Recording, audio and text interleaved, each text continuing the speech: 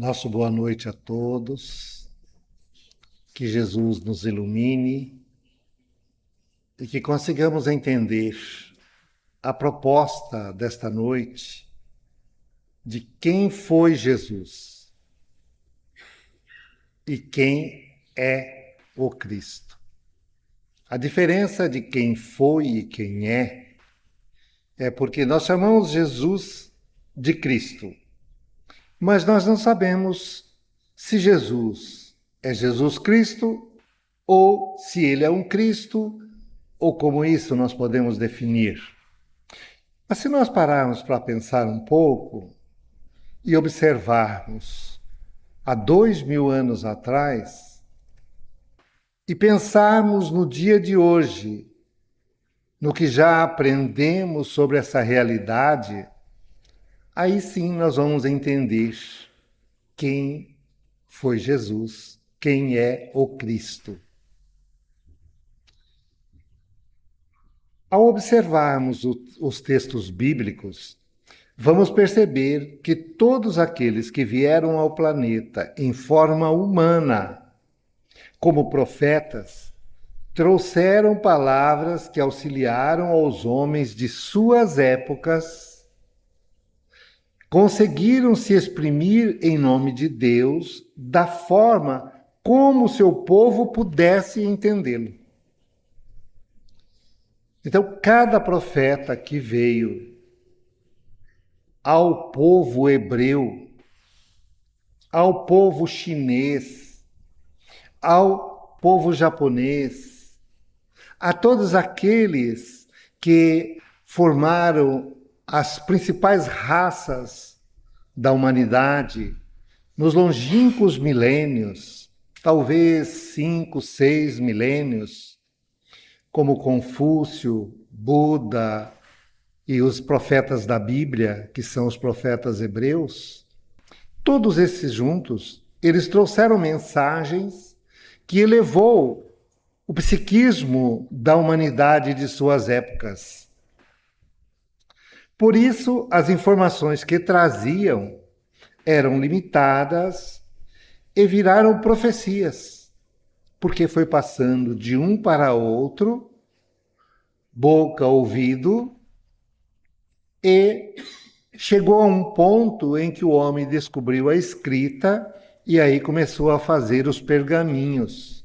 Mas no início era apenas os pais passando para os filhos para os filhos deles, para os netos, bisnetos e assim por diante. Algumas para os anos que se sucederam às suas vindas à Terra. As mensagens que vieram, então, por esses profetas, serviram para a sua raça, para o seu povo e para aqueles que vieram logo mais. Outras se transformaram em apocalípticas, por falarem de tragédias futuras. Quando João, o evangelista, ele começou a escrever o Apocalipse na ilha de Patmos, ele não começou do nada. Ele começou a ter visões de um futuro, mas ele aproveitou todas as profecias que existiam até então para reconstruir a ideia apocalíptica, porque eles já tinham Apocalipse. A Torá, o livro dos hebreus, mais adiante dos judeus e também dos árabes de um modo geral, seguidores de Maomé, hoje dos católicos evangélicos. Então, essas Bíblias todas já continham Apocalipse. E João só fez acrescentar as visões dele. Todas tiveram as suas verdades, mas limitadas como eram seus profetas. Por quê? Eram homens comuns do planeta Terra. Homens que estavam em evolução, como nós nos dias de hoje. No entanto, a missão de Jesus. Quando vamos observar o homem de Nazaré, que nasceu em Belém, vamos perceber as diferenças entre ele e os outros profetas. Por que será? Os anteriores profetizaram, mas foram apenas profetas do seu tempo, homens comuns, que deixaram belas palavras e muitos atos condenáveis. Os profetas? Os profetas.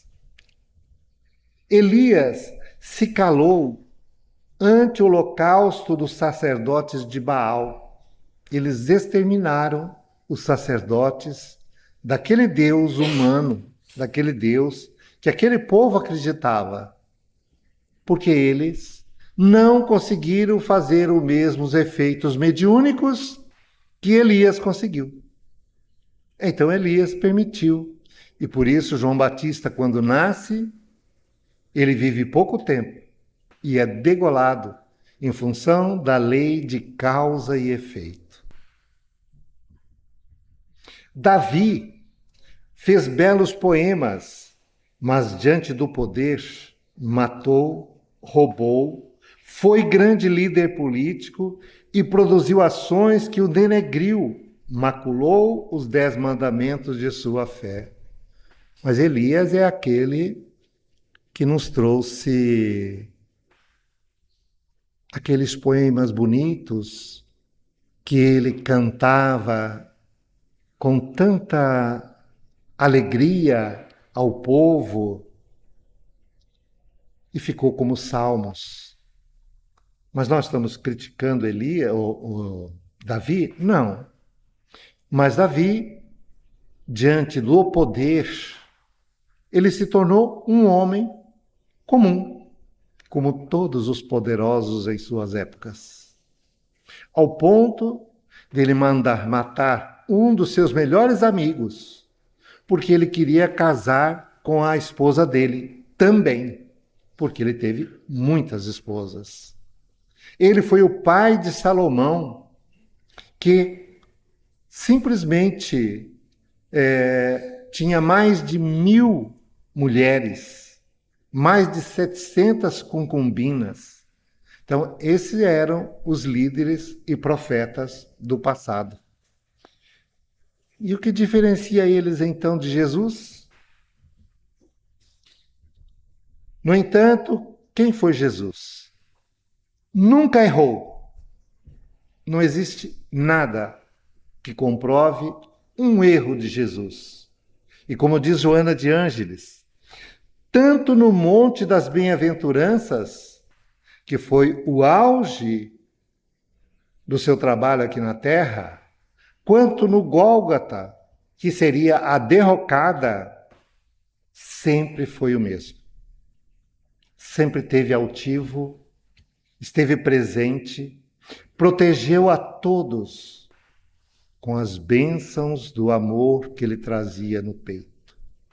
Só estamos colocando isto para nós entendermos a diferença entre os profetas comuns, os homens que escreveram os livros proféticos, e Jesus. Ensinou a amar, mas antes amou a todas as criaturas. Venceu a morte, perdoando a nossa ignorância diante do exemplo da cruz, que até hoje ainda não entendemos. Por quê? Que alguém de uma escala evolutiva do mais alto nível, o mais próximo de Deus que nós podemos chegar, pôde vir aqui na Terra e ser crucificado. E nós, observando esse lado dele, o crucificamos exatamente porque ele era bom. Nunca foi vencido na sua luta para esclarecer a humanidade. Tanto que nós estamos aí há 2000 anos e a mensagem dele está viva, como estava aquele momento quando ele esteve aqui na Terra.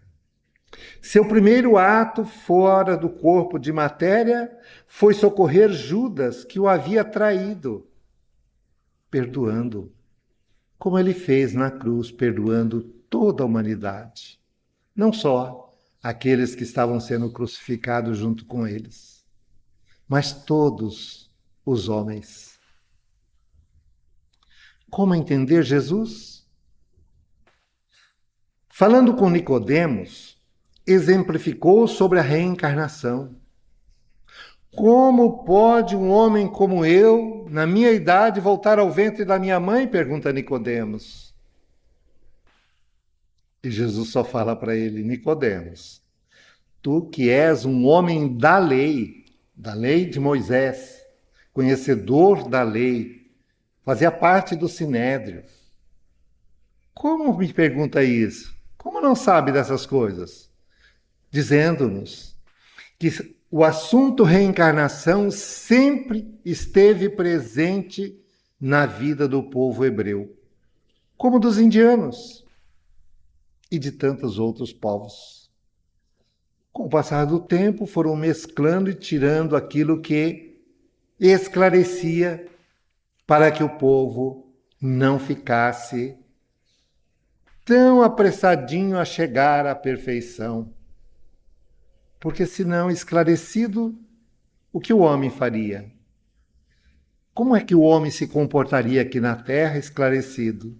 Então, as filosofias foram tirando aquilo que podia esclarecê-los, para que eles não evoluíssem tão rápido.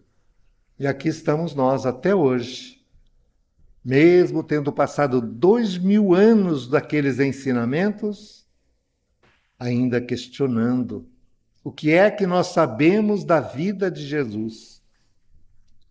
Diante dos fariseus, nos ensinou a amar até aos inimigos. Isso até pouco tempo era inconcebível mesmo no meio dos religiosos. Mas hoje, para nós, isto é uma certeza, que se nós não perdoarmos os inimigos enquanto estamos a caminho aqui na Terra, ao estarmos no mundo espiritual, eles vão continuar nos odiando. E de inimigo, o que ele vai se tornar? Um algoz? Um perseguidor? Como é que nós vamos perdoar aqueles que estão na espiritualidade, agindo como nós agimos no nosso dia a dia, como seres do mundo?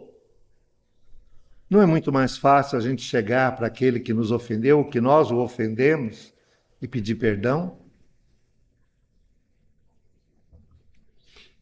Com Maria de Magdala, deixou a mensagem do respeito aos que andam perdidos pelo mundo, mas que ele os aguarda onde ele está.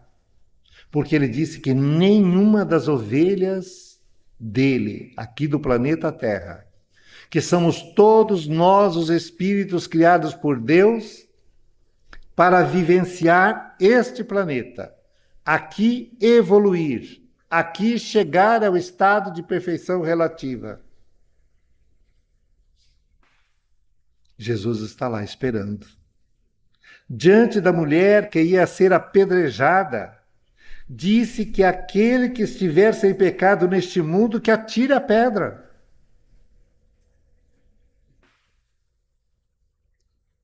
Nós já estamos atirando pedras? Nós já temos a capacidade de dizer: o Orlando errou em determinado ponto, porque nós nunca erramos? Se nós já tivemos a condição de ser perfeitos, pode chegar e buscar todos os meus defeitos e me acusarem, que não perderão a oportunidade de estar com Jesus. Mas é preciso que primeiro elimine o pecado, como disse Jesus lá naquele período, na visão daquele povo, para depois você fazer alguma coisa. Claro que não era apedrejar a mulher, coitada, porque ela foi infeliz diante de um prostituidor. E aos sofredores, desesperados e sem rumo, mas esperançados, que aguardassem, pois enviaria um Consolador que ficaria para sempre com eles, ou conosco. Ele, a todo momento, nos chamou a atenção para que nós pudéssemos compreendê-lo na mais pura verdade, no amor ao próximo, no sentimento de atender ao próximo com tudo que nós podemos e que muitas vezes não fazemos o menor esforço. E Jesus subiu ao monte. Depois de tudo isso que ele fez, aí ele resolveu subir ao monte. Para que ele foi ao monte? Foi dentro destas proposições que Jesus resolveu se elevar e trazer para a humanidade a mensagem do Cristo. Jesus era o homem. Estava aqui em corpo encarnado. Mas a mensagem que ele trazia era algo tão sublime que a humanidade de sua época não tinha condição de entender. Por isso que ele fala que mandaria um Consolador, que explicaria todo aquilo que ele falou e muito mais, que esclareceria, porque nós, naquela época, não poderíamos entendê-lo. Jesus foi o homem que há 2000 anos veio despertar a humanidade para os ensinos do Cristo. A alegoria do subir é para compreendermos que devemos nos elevar além da matéria para entender suas mensagens. Só como espíritos encarnados que somos é que vamos entender o que Jesus quis nos dizer. Se nós olharmos com o olhar do homem comum, que vivencia a matéria e vive para a matéria, nós não conseguimos entender. Mas no momento em que nós nos expandimos em ser espiritual, além da matéria, fica fácil de entender a mensagem que ele nos trouxe. Jesus iluminou a humanidade com conhecimentos que precisam ser compreendidos por todos os seres, não só pelos católicos, evangélicos, cristãos, de um modo geral. Todos os povos, de todas as raças, de todos os países, onde houver um ser humano, aqui no planeta Terra, precisa entender. E por que precisa entender? Porque a mensagem dele está em a natureza. Amar ao próximo. Como poderemos chegar ao estado evolutivo além da matéria, já regenerado, se ainda não amamos o próximo? Se não respeitamos a casa do próximo?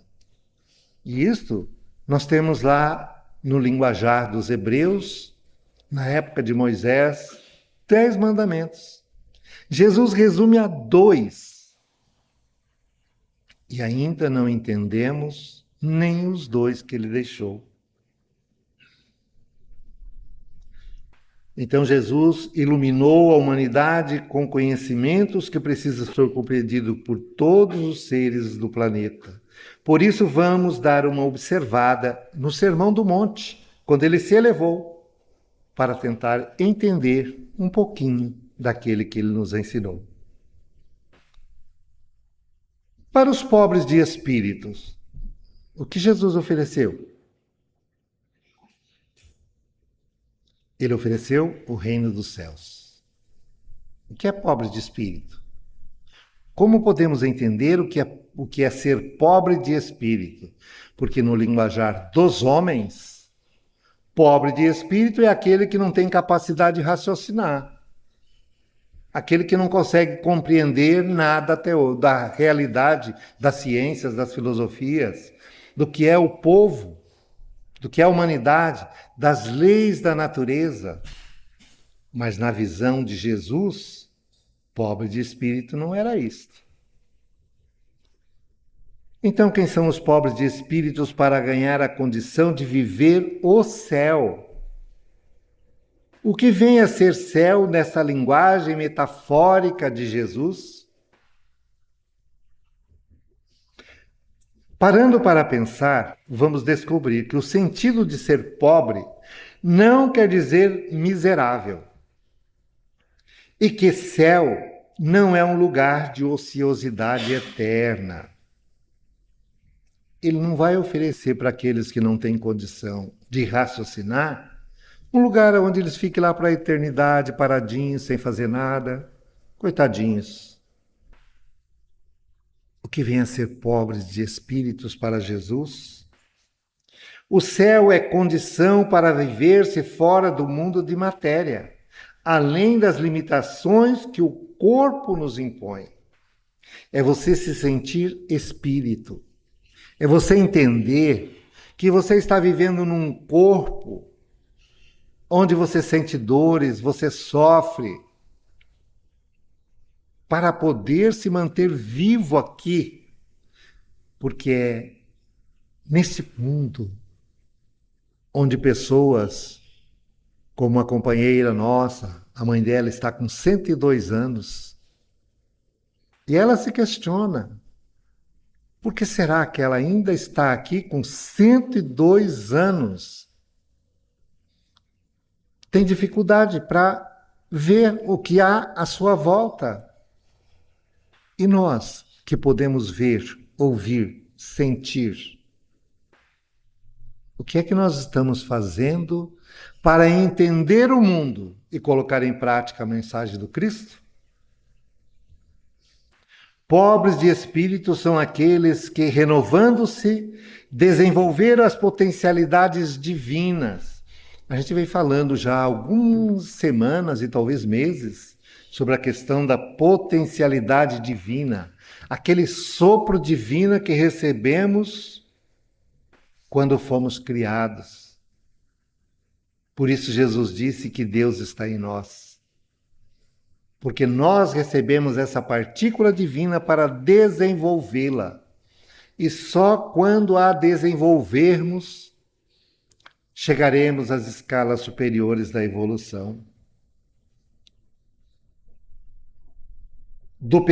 As potencialidades divinas do perdão, da humildade, da perseverança no bem, que se libertaram do orgulho, da vaidade, de todas as inferioridades que nos acompanham antes mesmo da regeneração. Vocês sabem que espírito regenerado é aquele que alcançou o estado de bondade absoluta. Não é evolução absoluta, o estado de bondade. Aquele que você é capaz de doar-se inteiro, de servir por completo. Aí nós estaremos regenerados, que é o primeiro passo fora da matéria para nós alcançarmos as iluminações das escalas superiores de evolução. Bem-aventurados os que choram. O que Jesus ofereceu aos que choram? E por que choram? Porque eles serão consolados. Ofereceu consolo. E se nós estamos chorando por quê? Qual o consolo para o espírito? Em uma de suas parábolas disse que a terra é o lugar de prantos e ranger de dentes. Então, se nós estamos vivendo aqui, a gente não vai encontrar a felicidade que a gente pensa que nós merecemos.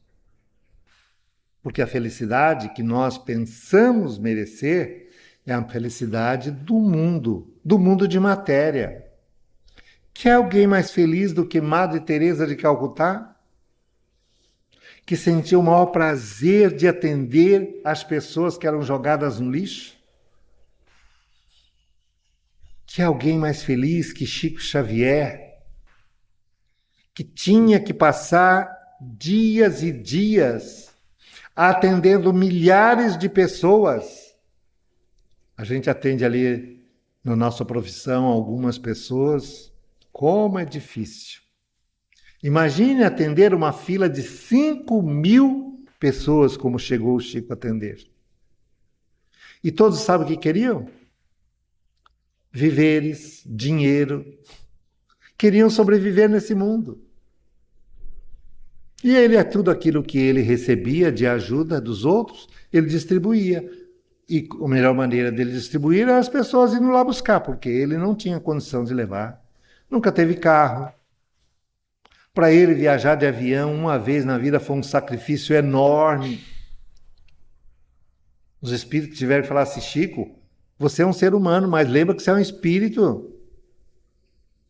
E se morrer, morre o corpo, não é o espírito. Sofreu com as mais variadas doenças: câncer, angina, quase cegueira, porque ele teve num estado bastante grave com seu olho a vida inteira. Isso é o que a gente sabe, né? Porque ninguém saiu contando por aí tudo que ele passou. Imagine a presença de espíritos obsessores o perturbando, muitas vezes não deixando que ele fizesse o trabalho. E a espiritualidade ia dibrando esses espíritos e fazia com que o trabalho se realizasse. A Terra ainda é um planeta de provas e expiações. É um lugar de prantos e ranger de dentes. Só que nós, a hora que compreendemos que somos espíritos e que já estamos prontos para servir, os prantos a gente deixa para lá, vamos ranger um pouquinho os dentes dos sofrimentos da carne, que é necessário para que ela fique viva, mas isso não vai nos incomodar.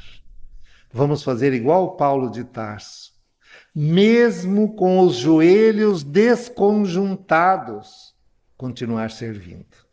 Foi assim que ele fez. Enquanto precisarmos viver aqui em um corpo de essência material, em estado denso como é o que carregamos, que pesa toneladas sob a pressão atmosférica, e mais a gravidade que une as nossas moléculas de matéria, aqui temos muito que chorar, pois o espírito é sensível. Chorar pela dor abençoada que nos obriga a manter o corpo vivo, por todas as dificuldades para que existimos. Quando já não precisarmos mais viver aqui, porque alcançamos nossa regeneração, seremos consolados com a felicidade alcançada. Isto ocorrerá ao percebermos que estamos livres da fase inicial da evolução. Pobres de espíritos são todos os que já alcançaram a regeneração. Então nós ainda não somos pobres de espírito. Nós estamos a caminho. Mas vamos nos regenerar, porque Deus, o Criador, não tem pressa. 1 bilhão de anos? 100 bilhões de anos? O universo inteiro? Que diferença faz? Não há dia, não há hora, não há minuto, há apenas persistência no bem, servir sempre, amar sempre, trabalhar para alcançar esta tal de regeneração. Porque a Terra, o planeta, a matéria, não vai nos esperar. Somos nós que temos que crescer, porque o planeta vai estar regenerado. E quando o planeta estiver regenerado e nós não, teremos que ir para mundos de provas e expiações, mundos primitivos, onde aceleraremos o nosso processo evolutivo. E para os mansos, o que Jesus ofereceu? Jesus oferece o planeta Terra, mas para capinar o planeta Terra, para a gente passar a continuar sofrendo as dores, Qual é o planeta Terra que ele oferece? Os que herdarão a Terra não são os espíritos que precisam dela para progredirem provas e expiações. Não é o estágio em que nós estamos, ou os estágios inferiores que já passamos, nem os orgulhosos ou os acelerados. Os que herdarão a terra são os espíritos que conquistaram a mansuetude. São os mansos.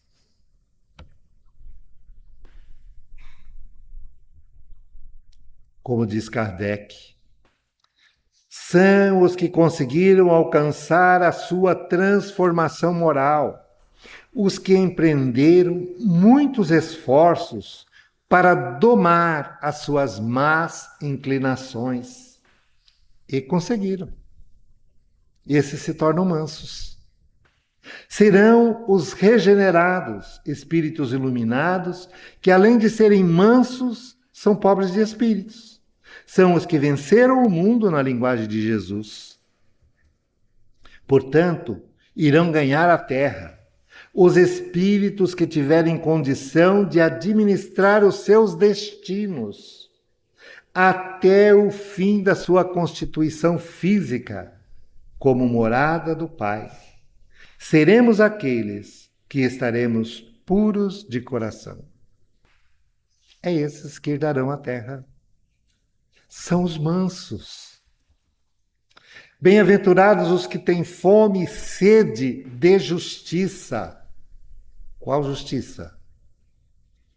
Porque eles serão fartos. Jesus oferece algo que ele pode dar. A fartura de justiça. Nunca confundir justiça com vingança. Este discernimento é a grande dúvida da humanidade. Fome e sede de justiça compreende-se estar sempre ao lado da justiça, ser justo.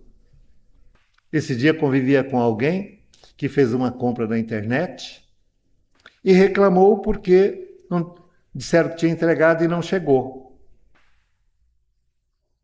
E aí a empresa que intermediou devolveu o dinheiro para ele. Mas a pessoa que vendeu quis cobrar de novo. E ele ficou nesta dúvida. O que é justo? Pagar ou não pagar? O outro disse que ele não precisava pagar. O que ele fez? Pagou. Porque é ser justo. Depois ele recebeu o produto e pagou. Pode ser que alguém nesse meio ficou com o dinheiro 2 vezes, porque o seguro já tinha pago? Pode ser. Mas o que importa é ser justo. É fazer com justiça. Ser justo é agir de forma que não beneficia a ninguém, em detrimento de outros. Ser justo é ser correto.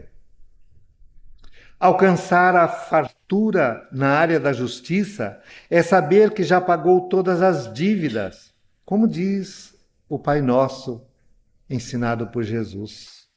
Perdoa, Senhor, as minhas dívidas, mas que eu perdoe antes os meus devedores. Porque senão nós não conseguiríamos chegar a lugar nenhum, se não perdoássemos primeiro. Qual seria o mérito? Nunca esquecer que a fartura de justiça vem acompanhada da sede de ser justo.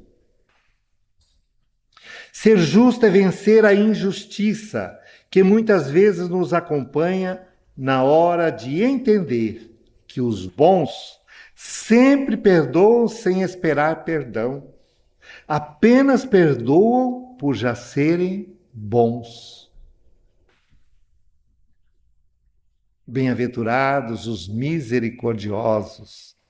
E Jesus oferece a eles misericórdia, porque eles alcançarão. De alguma forma alcançarão a misericórdia.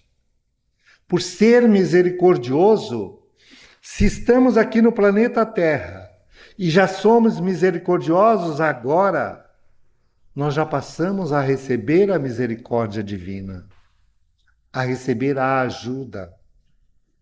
Por isso, quando nós estamos ativos no bem, servindo sempre, todas as portas se abrem para nós. Uma das condições para alcançar a misericórdia é ser misericordioso. Para compreender esta bem-aventurança, precisamos entender as anteriores, pois só tem misericórdia quem é pobre de espírito, quem é manso, quem já chorou pela dor do próximo, o que vivencia a justiça e tem sede da sua realização no mundo dos homens. Todos estes já estão preparados para o reino da misericórdia.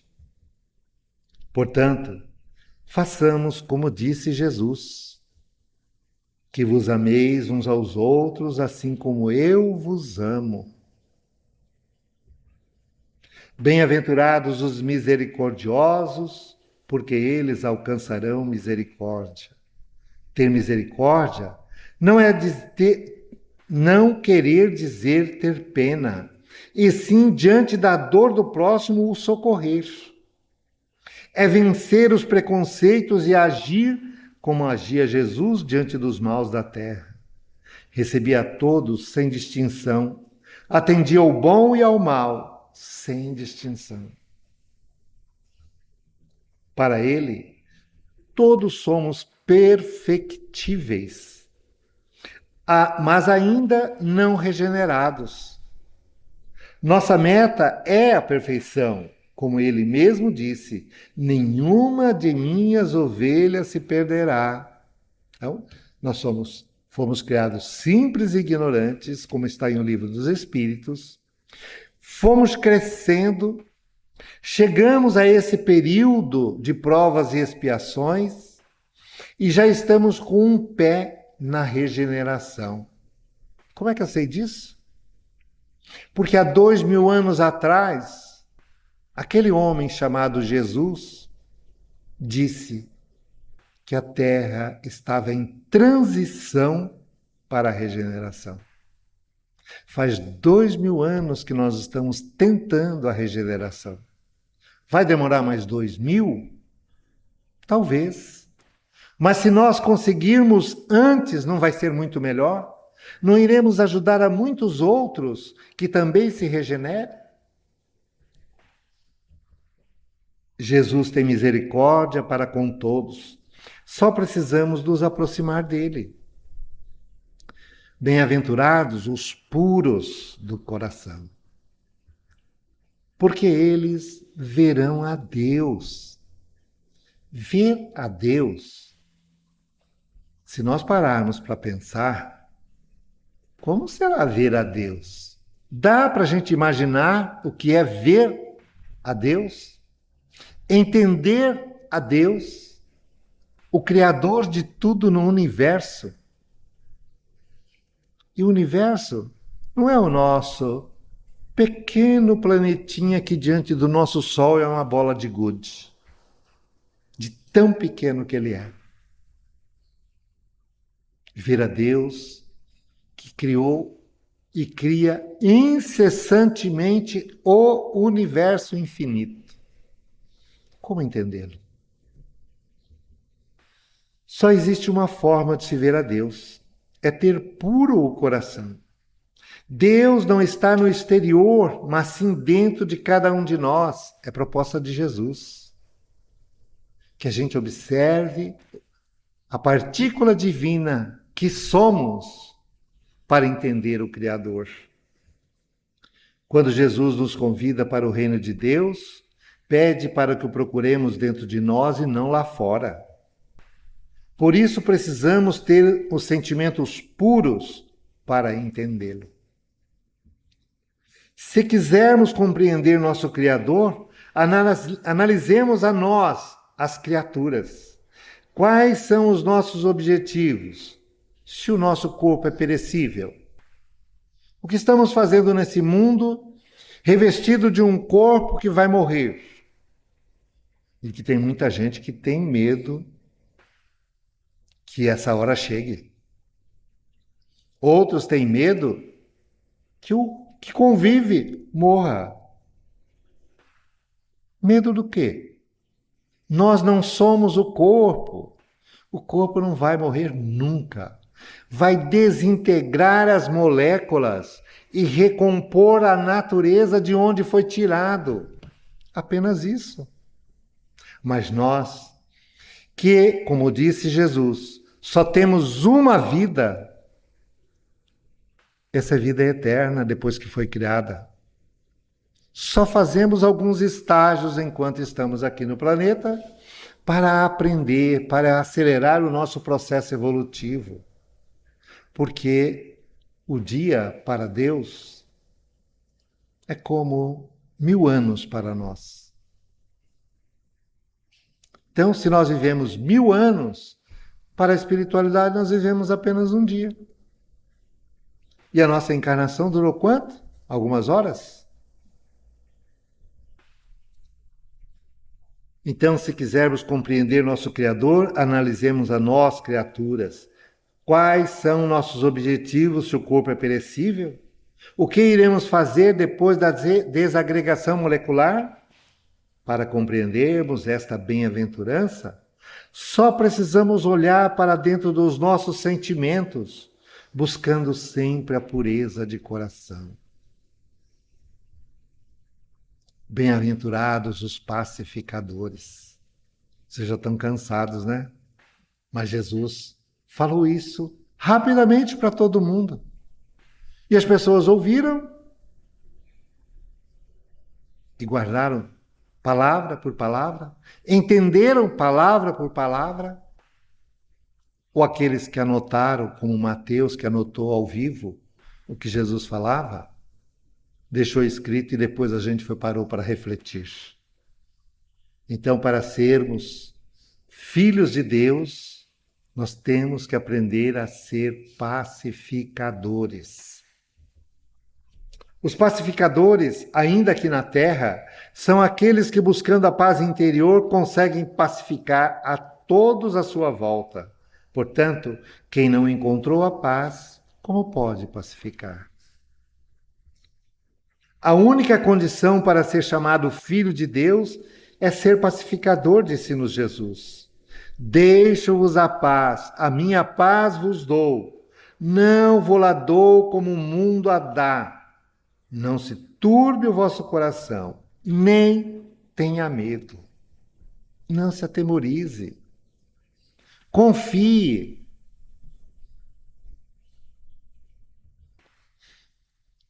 Ao reconhecermos que somos filhos de Deus, é porque já estamos prontos para servi-lo. É que se já podemos ser pacificadores em qualquer lugar do universo, onde estão as moradas da casa do Pai? Como disse Jesus, elas são muitas. É que já adquirimos a sabedoria e já podemos, então, ser um trabalhador do Criador. Bem-aventurados os que sofrem perseguição por amor da justiça, porque deles é o reino dos céus. Quando se trata de reino dos céus, Jesus não propõe que isto ocorra aqui na terra, o mundo de matéria. A proposta na terra, onde vivem os espíritos elevados, cheios de luz, os que já aprenderam a amar. Se sofrerem perseguição por amor à justiça, é porque já aprenderam a amar e vivem a justiça como premissa de vossas vidas, de suas vidas. Mesmo que encarnados. Para ser herdeiro de Deus, é preciso ter alcançado o merecimento para tal. Fazer parte do reino dos céus é ter subido o monte e alcançado a condição de Cristo. É simples, não é? Elevemo-nos e alcancemos esta condição. E veremos a Deus. E nos sentiremos no verdadeiro paraíso de servir. Bem-aventurados sois vós quando vos injuriarem e perseguirem, e mentindo falarem todo mal contra vós por minha causa. Diante da sociedade humana, Quando nos preocupamos com o nome Deus, é natural a perseguição, pois os espíritos ainda em estado de ignorância, que não compreenderam sua criação e nem seu futuro, se acham portadores da divindade e perseguem os crentes em Deus. Pensemos nessa proposta, os que já possuem a sabedoria sobre a criação e assim conseguem entender Deus. Por isso Jesus vai nos falar que somos bem-aventurados quando isto ocorre. E completa: se falam mal de vós por minha causa, por causa de Jesus, é porque ainda não compreenderam a Deus. Lembremos sempre que Deus é amor. Não tenhamos medo. Somos espíritos em ascensão e nunca estamos sozinhos. Exultai e alegrai-vos, porque é grande o vosso galardão nos céus, porque assim perseguiram os profetas que vieram antes de vós. Jesus nos oferece a alegria. Mais uma vez fala do céu. Portanto, é preciso subir para receber a recompensa de ser bom. Subir significa estar na condição de espíritos superiores, que já venceram o mundo e regenerados podem viver as condições de seres celestes, distantes das alegrias efêmeras da terra. Para estes, ele diz, para que se alegrem, pois já receberam o direito de compreender Deus. Não o personagem criado para ser adorado, mas a força soberana do universo, a energia que move os mundos. Quem é o Cristo? Só assim poderemos entender o Cristo, governador do planeta Terra, cuja mensagem nos eleva e engrandece e nos faz vivenciá-las com gratidão e sabedoria, onde estivermos. Por isso precisamos hoje entender o Cristo e fazer o bem, sem olhar a quem, distante dos olhos dos outros em gestos naturais que nos elevarão ao monte com Jesus. E quando subirmos ao monte, não façamos como Pedro, que sugeriu construir santuários sobre o monte, mas nos coloquemos a serviço para comandar a terra como servidores fiéis. A Condessa Paula. Ao compreendermos o Sermão da Montanha, mudaremos a forma de ver nosso próximo. Sentiremos as bem-aventuranças que vibrarão em nosso ser. Aprenderemos a amar e a doar-nos, de forma que a proposta do Cristo seja para nós a esperança e nos console para continuarmos a jornada evolutiva agora além da morte, pois estaremos junto ao Pai. Allan Kardec nos propõe fazer igual à Condessa Paula. Como está em um livro O Céu e o Inferno, o livro que nos inspira a compreender Jesus. Bela, jovem, rica e de estirpe ilustre, esta era também modelo de qualidades intelectuais e morais. Faleceu com 36 anos de idade em 1851. Ela era boa, meiga e indulgente, sempre pronta a desculpar ou atenuar o mal, em lugar de aumentá-lo.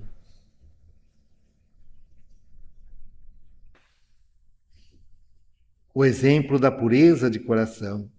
Jamais a maledicência lhe conspurcara os lábios. A sua beneficência era inesgotável. Exercia a caridade de coração, nunca ostentava. Só Deus sabe as lágrimas que enxugou, os desesperos que acalmou, pois tais virtudes só tinha por testemunhas os infelizes que ela assistia. Sempre que quisermos entender o céu, procuremos a Condessa Paula, pois ela entendeu Jesus com a mensagem do Cristo. Sua bondade era inesgotável. Sabia amar a todos. Mas ela conquistou isso numa existência apenas. Ela viveu uma vida rica, fez bastante caridade, ajudou muita gente, consolou muitos. Como ela conquistou essa condição para sair da encarnação aos 36 anos como espírito de luz? A morada de Paula, o espírito iluminado. E ela vai descrever: sim, meu amigo, aqui eu sou feliz. Foi a pergunta que fizeram para ela como espírito desencarnado e vindo se comunicar com as pessoas que a evocaram. Não me lembro de ter vivido infelicidade. Aí na Terra tive tudo o que uma pessoa possa querer ter: juventude, fortuna, o que representa a felicidade aí comparada com o que vivo aqui.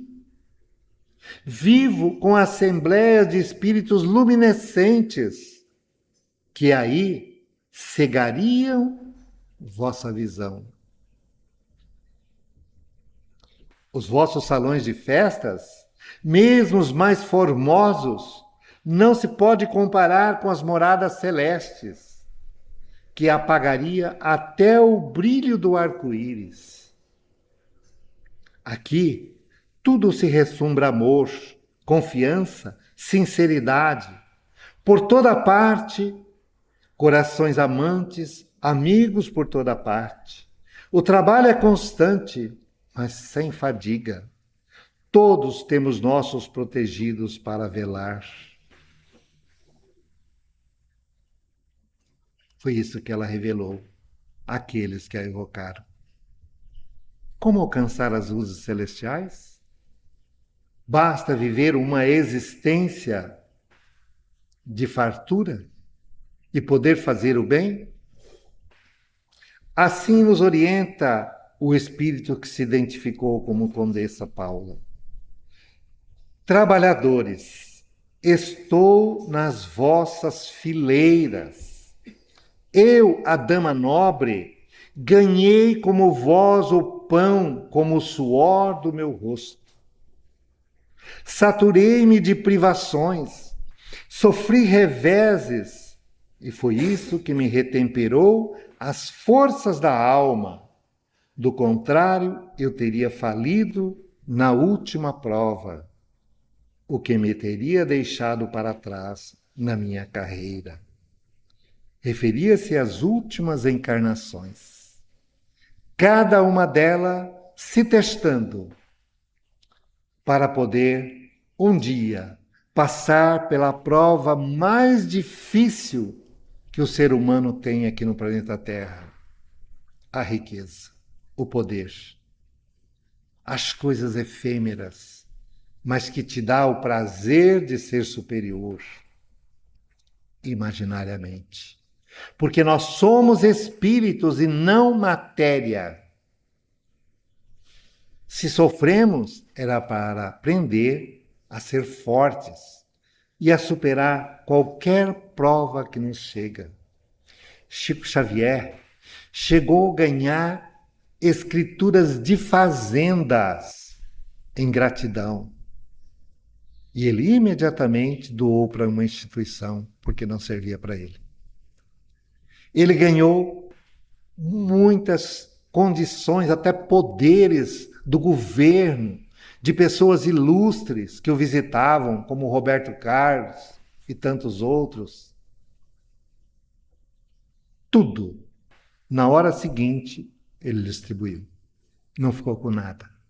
Mas ficou com tudo, porque ele ficou com a integridade que ele já havia conquistado em muitas existências. Portanto, quem foi Jesus? Para entender essa questão, precisamos refletir. Jesus foi um homem que trouxe uma mensagem inigualável em todas as épocas da humanidade. Seu corpo morreu, ficou o exemplo, constituído de matéria em estado que não sabemos, tal grau da evolução do espírito. Ele disse: eu e o Pai somos um, deixando à humanidade a esperança de criatura que se iluminou e alcançou o seu Criador. Como nós, criaturas, que estamos buscando encontrar o nosso Criador de volta. E completou: sois deuses, faça a sua luz brilhar. Quem é o Cristo? Voltando a reflexionar, vamos entender que o Cristo é a essência da mensagem que Jesus trouxe. Sem personificação, sem religião, apenas a centelha de luz que veio à Terra para construir uma religiosidade que liga os espíritos humanos à natureza, elevando-nos com exemplos que ainda não compreendemos. A essência é uma só. No entanto, existe a personificação do homem e a mensagem que nos leva de volta ao Criador. O Cristo Jesus é o governador do planeta Terra. Muita paz.